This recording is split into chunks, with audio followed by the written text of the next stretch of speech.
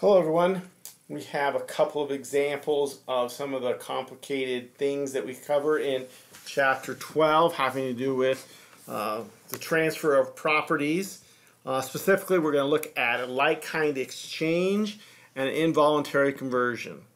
Now, like-kind exchange is a requirement. If you complete a like-kind exchange, you have to treat it this way. Involuntary conversion, you have an election, so you have a choice. So we've got two taxpayers, A and B. They both have buildings. Both of these buildings are used in their business or as an investment of some sort, which is the way to qualify for like-kind exchange. Real estate is really the only asset that you can do this with. And with real estate, the definition of like-kind is very broad. It does not really even have to be close in use or anything, as long as you're exchanging real estate for real estate. The one thing that you need to remember is outside the United States, real estate is never like-kind for that which is inside the United States. So, but that's seldom going to come up. And so we have a situation. We have taxpayer A has this building, fair market value $250, basis $150. Taxpayer B has fair market value in their building $200,000, basis $120. Now they want to exchange buildings. Taxpayer B is going to end up with taxpayer A's building, and taxpayer A is going to end up with taxpayer B's building. However, as you see, the fair market value are not the same, and so to do a swap, there's going to have to be some way to make up the difference between the two fair market values of the building. That makeup or that part is usually referred to as boot. It could be just in cash, but in this case, or even other assets for that matter, it's going to be in the mortgages, which treated just like cash or boot. In this case, taxpayer A has a larger mortgage than taxpayer B. So what we're going to do is we're going to net those together, and we're going to treat it as if there was a single mortgage and that taxpayer B is going to assume taxpayer A's mortgage for $50,000. When that happens, when we net mortgages together, when we have mortgages going both ways, then that is the same as taxpayer A, who got the bigger mortgage assumed, meaning taxpayer B is going to take it over and pay it the rest of the way, is the same as taxpayer A receiving $50,000 in cash or boot.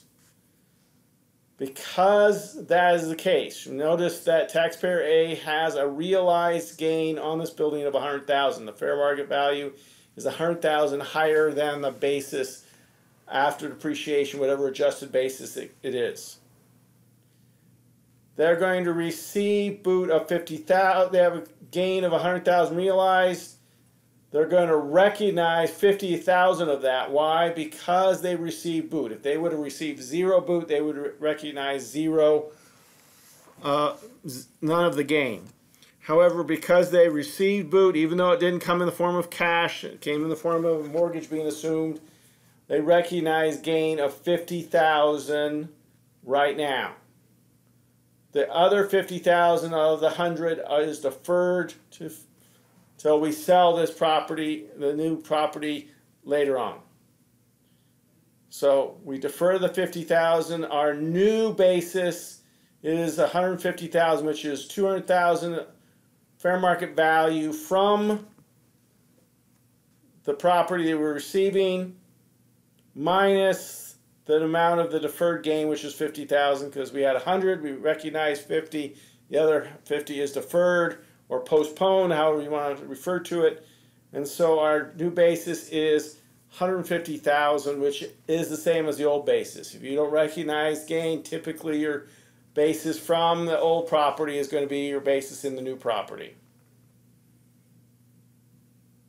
Or even if you do recognize gain, if you do an actual kind of exchange and don't pay anything, then you're probably going to end up with the same basis as you had before. Now, taxpayer B, a little different because they are paying boot, right? They're assuming the mortgage instead of having it assumed. So they're treated as if they paid boot of $50,000. They have no recognized gain because they received no boot. Their new basis, two ways to think about it, is $170,000. That's the $250,000 minus the fair value of the property they received minus the gain. Their gain realized was $80,000. All of it is postponed.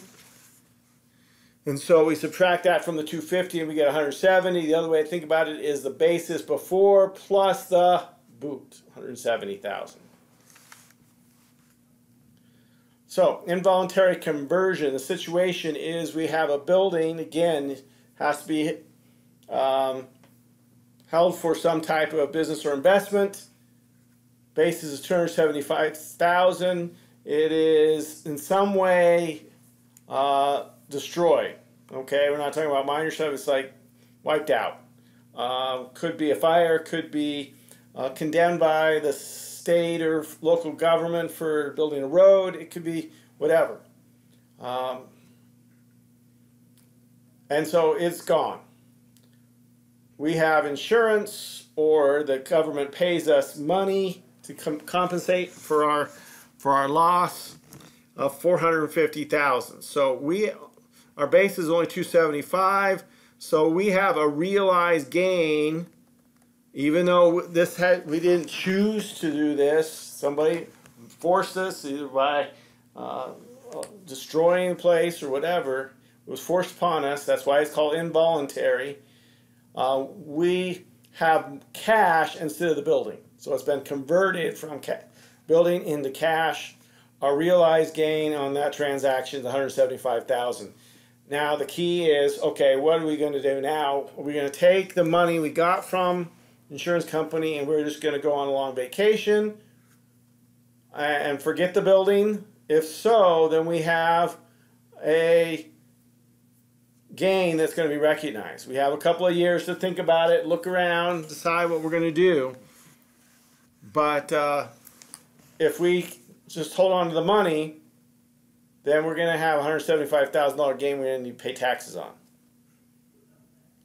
However, if we decide, oh, okay, we're not ready to retire yet, we need this building, we want it to use in our business continually, so we're going to rebuild. We could rebuild somewhere else. We could rebuild down the street. We could rebuild in the exact same spot. All those things don't matter as long as it is roughly the same idea as what you had before as far as your relationship to the property. As long as you spend more than $450,000, you can elect to have, which of course I would think you would, zero recognized gain. So as long as you spend more than the $450,000 you received in the insurance award, you have zero recognized gain, and guess what? Your basis in the building you rebuilt is $275,000. Okay, so if you spend $450,000 or more, now, if you spend more than $450,000, then that part over $450,000 is added to your basis. Okay, but if it's exactly $450,000, basis would be $275,000. If you spent $475,000, you paid another $25,000 of your money, that would be added to your basis. Now, if you spend less than $450,000, the difference is a gain, is recognized gain.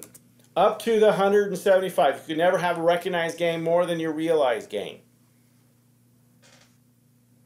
So if you spent $400,000, you would have a $50,000 recognized gain.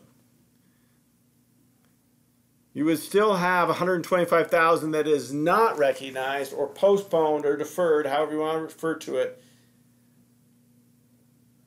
And so your new property would have a basis of what you spent for it minus the amount of the recognized, the postponed gain, not the recognized part, the postponed gain. So So you could spend, if you spent down to 275, then you would recognize all your realized gain, but no more than that. Okay. So that's how like-kind exchanges and involuntary conversions work.